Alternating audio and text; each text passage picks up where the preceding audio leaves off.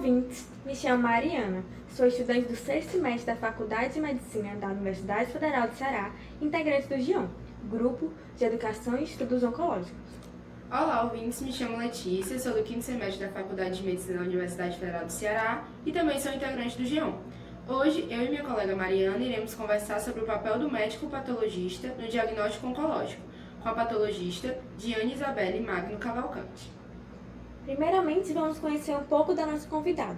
A professora Diane possui residência médica em anatomia patológica pela Universidade Federal do Ceará e mestrado em patologia também pela UFC.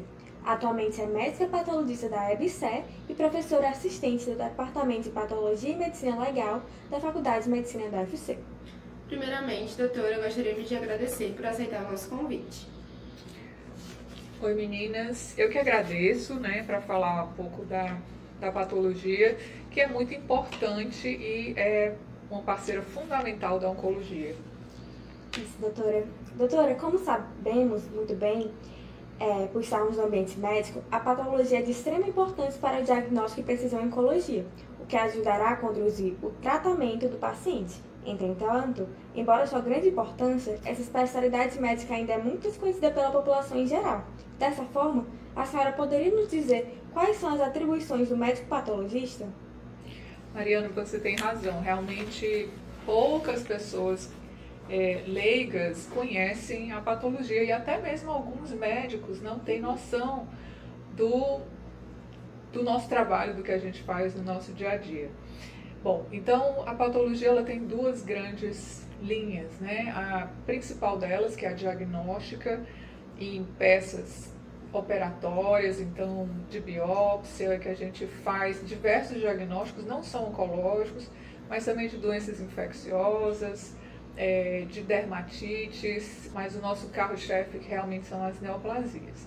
Uma outra linha são as necrópsias, em que a gente também faz o diagnóstico, mas só que em situações para desvendar a causa de morte. Então, o estudo da necrópsia, hoje ele é restrito a alguns ambientes, mas também faz parte da patologia. Certo, muito interessante, professora? Como a patologia é muito ampla em diversos aspectos. E, professora, como médico patologista contribui na jornada do paciente oncológico? A jornada do paciente oncológico, na realidade, ela começa, o start dela é exatamente o laudo do patologista. Antes desse laudo, ele tem uma suspeita, até ele fazer uma biópsia e essa biópsia ser confirmatória ou não. Então, é a partir desse laudo que toda a vida dele vai se desenrolar daí para frente. Então, o laudo histopatológico, ele traz não só a confirmação do diagnóstico de câncer, mas ele também traz o tipo do câncer, o grau de agressividade desse câncer e hoje também como esse câncer deve ser tratado. Essa é uma importância que vem crescendo cada vez mais na avaliação do laudo. Então, o paciente tem nesse momento da espera do laudo, muitos dizem, um dos momentos de maior angústia desse momento do câncer. Isso é verdade, professora. E, professora, a senhora pode esclarecer um pouco mais do que é uma biópsia e seus tipos e indicações? Então, uma biópsia, ela é uma amostra de um tecido. Ela pode ser muito pequena, elas podem ser uma amostra retirada, por exemplo, de um órgão interno, através de um exame endoscópico, ou ela pode ser retirada de um órgão externo, da pele. Mas, de um modo geral, ela representa um fragmento do tecido. E a gente pode trabalhar com fragmentos muito pequenos, de tecidos muito nobres, como o rim, o cérebro, que variam de 1 milímetro de espessura a 3, 4 de comprimento, até amostras maiores, de pele, para que a gente possa avaliar. A biópsia, ela fornece o tecido para que a gente possa ver as células e o que está acontecendo lá.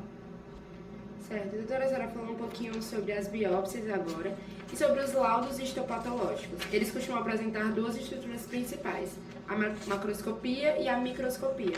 A senhora poderia falar um pouquinho sobre o que isso significa?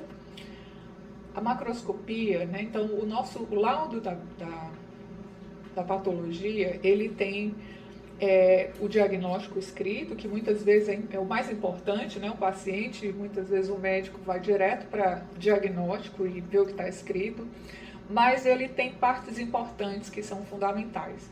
Para as peças de biópsia, por exemplo, pequenos fragmentos que são retirados, é importante para documentar ali quantos fragmentos foram retirados, se todos os fragmentos que foram retirados pelo médico constam no material que foi enviado ao laboratório. É uma importante indicação, inclusive de qualidade. Para peças maiores, como por exemplo uma mastectomia, você descreve aquela peça quase como se fosse um retrato falado. Então, assim, você faz uma descrição de como estava a pele, de como estava dentro daquela mama, quais as características do tumor. Isso também permite que o médico, ao avaliar o laudo, ele compare a minha descrição da macroscopia com os achados da imagem. E quanto maior houver consistência e correlação entre um e outro, mais fidedigno vai ser o meu exame. Então, muitas vezes, o médico pode dizer assim, olha, mas você não descreveu na sua macroscopia a lesão que apareceu aqui na ressonância. Então, isso dá um alerta para que, será que na macroscopia eu retirei os fragmentos da lesão que ele achava suspeita? Então, é muito importante. A microscopia, ela faz o retrato falado do tecido, enquanto a macroscopia é o retrato falado da peça. A microscopia é o retrato falado daquela paisagem que eu estou vendo no microscópio, as alterações das células e pelas quais justifica o meu diagnóstico. Para algumas neoplasias, isso é muito importante, e o médico sabe avaliar essas alterações. Então, ele busca esses sinais para tirar conclusões a respeito disso também. E ele muitas vezes tem uma compreensão maior da característica daquele tumor, porque uma das coisas é importante todo mundo saber, câncer é um nome para várias doenças. São todas malignas, porque têm a capacidade de se espalhar, mas todas elas são diferentes. Adorei, essa analogia da senhora é muito bonita mesmo, a patologia. E professora, alguma vez o exame morfológico no microscópio não é suficiente para o diagnóstico oncológico, se é necessário análise complementar de material, mediante, por exemplo, a imunistoquímica. A senhora pode falar o que é esse exame e quais são as suas indicações?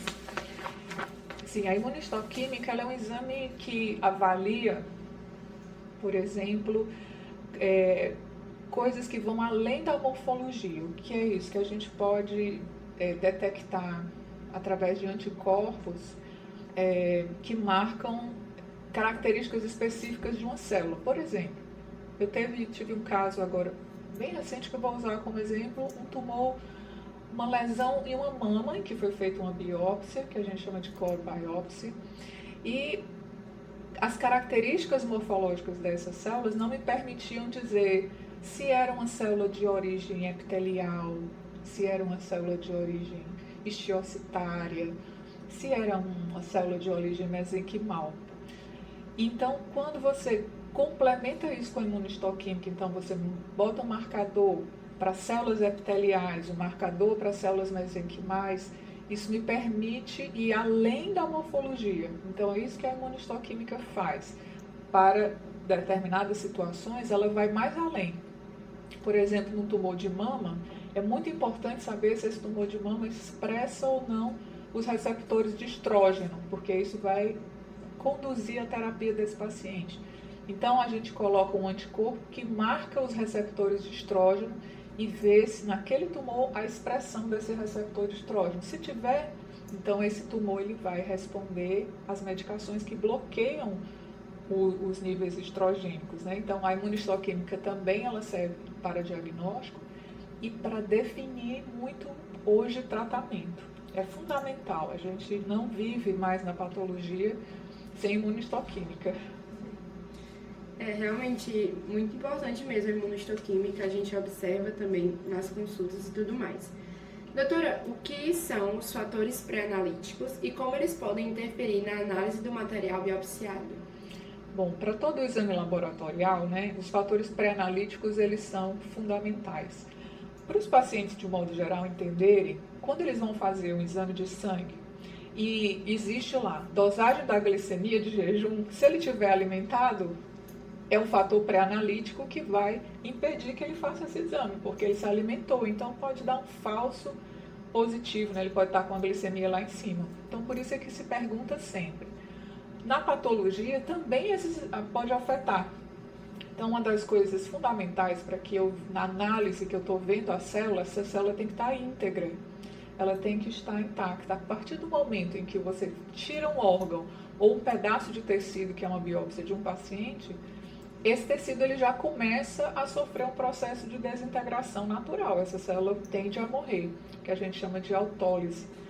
E aí, a fixação que é dada por uma substância chamada formol, ela impede essa morte do tecido, né? Então, uma boa fixação é fundamental para uma análise adequada. Então, esse é o nosso fator pré-analítico mais importante, uma boa fixação numa quantidade adequada e que permita essa preservação do tecido. A identificação do frasco, né? Então, assim, é importante os pacientes, quando receberem em clínicas que forem fazer uma biópsia de estômago, por exemplo, sempre olhar se o frasco está identificado, se é dele mesmo. Às vezes a gente encontra essas pequenas trocas, né? Então, sempre a identificação do material é fundamental. E a informação clínica que vem no laudo. Então, muitas vezes a gente precisa saber coisas que não estão só relacionadas a, por exemplo, de onde você tirou aquela biópsia, mas sim por quê, qual foi o motivo e quais são as outras patologias que o paciente apresenta. Nesse mesmo exemplo que eu dei aqui, dessa neoplasia de mama, que eu não sei o que eu pedi imunistoquímica, tinha uma condição chamada vasculite, nessa mesma lesão. E as vasculites estão muito associadas com doenças sistêmicas, às vezes doenças autoimunes. E não tinha nenhuma informação além de lesão de mama, paciente com 72 anos. Então, assim, a gente às vezes não consegue nem ir fazer um raciocínio diagnóstico mais amplo por falta de informação clínica. Então, a informação clínica ela é também um elemento importante de fator pré-analítico. É muito importante mesmo, professora, quando vem casos assim. Dificulta. O patologista também é um médico, mas tem que saber toda a questão clínica para raciocinar no que está vendo. E doutora, por fim, a senhora gostaria de dizer algo mais para os nossos ouvintes? Eu gostaria exatamente de pegar esse gancho, né, também, que às vezes a pessoa diz, mas só patologista pode ser médico? Melhor, só médico que pode ser patologista? Sim, exatamente por isso, porque você imagina a diversidade de doenças que existe e você tem que conhecer uma imensa gama de neoplasias que apenas, muitas vezes você tem que fazer esse raciocínio clínico. Então, uma mensagem o diagnóstico, ele é uma prerrogativa do médico, né? Então, assim, todo diagnóstico é uma prerrogativa do médico. Então, se você tem uma especialidade que está envolvida com diagnóstico, ela é limitada à categoria médica. E é preciso muito estudo. Então, às vezes, até mesmo entre os patologistas, a gente acaba indo para algumas especialidades, porque mesmo não conseguimos dar conta de tudo, de todo o avanço, né, que a medicina vem tendo, e é muita informação. Então, às vezes, você tem um hematopatologista que só faz doenças hematológicas, o patologista dermatológico, que só faz dermatopatologia, e quanto mais interação entre o médico e o patologista, mais adequado vai ser o diagnóstico.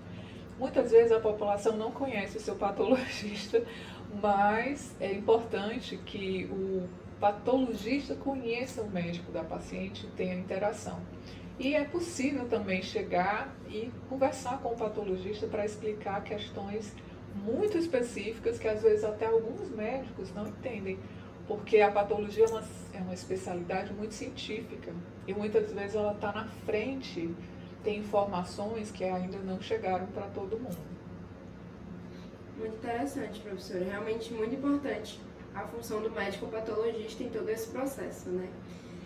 Então é isso, pessoal. Aqui encerramos mais um Geoncast. Muito obrigada, doutora Diane, pela sua participação e pelos esclarecimentos sobre esse tema que eu vejo de tanta importância, mas que ainda existe poucas informações que chegam à população. E obrigada a todos os nossos ouvintes. E é sempre bom lembrar, acompanhe a gente no Instagram, @geonliga, e compartilhe o Geoncast com os amigos.